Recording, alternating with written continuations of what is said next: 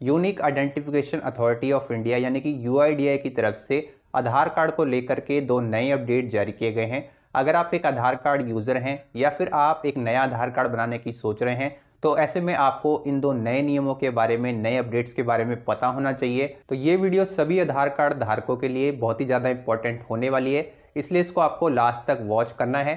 साथ ही साथ वीडियो में आगे बढ़ने से पहले अगर आपने चैनल को सब्सक्राइब नहीं किया है तो चैनल को सब्सक्राइब भी जरूर कर लीजिए।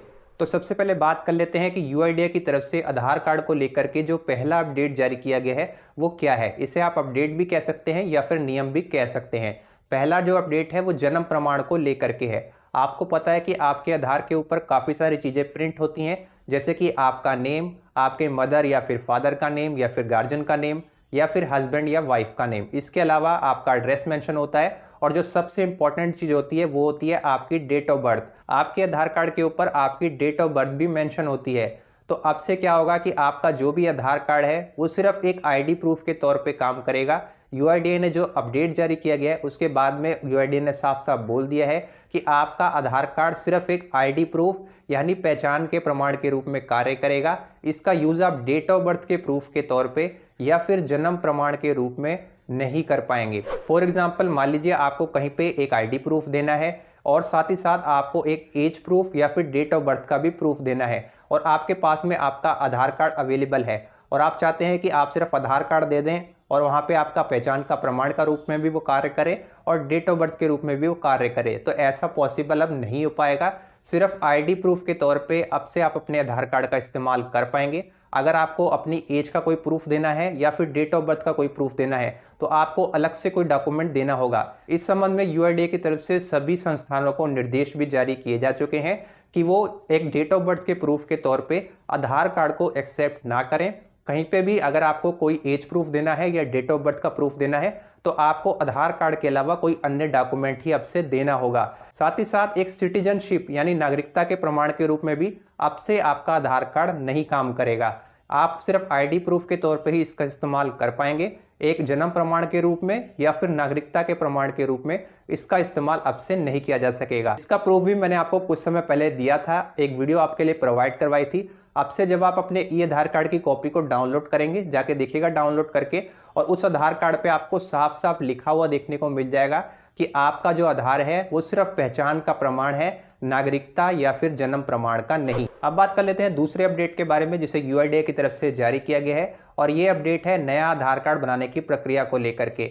नया आधार कार्ड बनाने की प्रक्रिया पहले से काफ़ी ज़्यादा जटिल कर दी गई है, यानी अब आपको सख्त वेरिफिकेशन प्रोसेस से गुजरना होगा। अगर आपकी एज 18 साल से ऊपर है, आपको एक नया आधार कार्ड बनाना है, अब से आपको एक कड़े वेरिफिकेशन प्रोसेस से गुजरना होगा।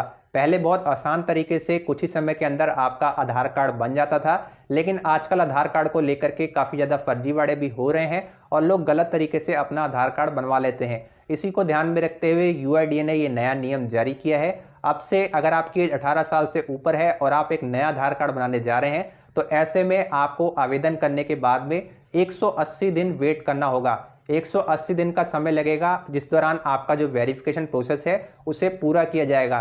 पहले कुछ ही समय के अंदर आवेदन करने के बाद में यूआईडीआई के द्वारा आपका नया आधार कार्ड जनरेट कर दिया जाता था।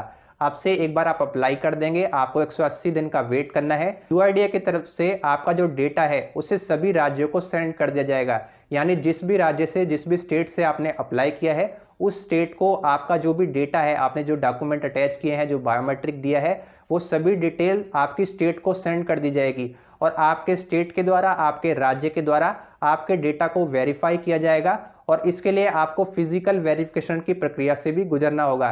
यानी आपको फिजिकल वेरिफिकेशन के लिए भी बुलाया जा सकता है या फिर हो सकता है कि आपके घर पे ही आपका फिजिकल वेरिफिकेशन किया जाए। उसके बाद ही आपका आधार नंबर जनरेट होगा, यानी आपका एक नया आधार कार्ड बनाया जाएगा। 18 से नीचे जिनकी एज है उनको पहले की तरह जो भी प्रोसेस है उसी को फॉलो करना होगा, उन पर ये नियम लागू नहीं होंगे। साथ ही साथ एक बार आपका आधार कार्ड जनरेट हो जाता है तो आपको करेक्शन के समय इस प्रक्रिया से नहीं गुजरना होगा।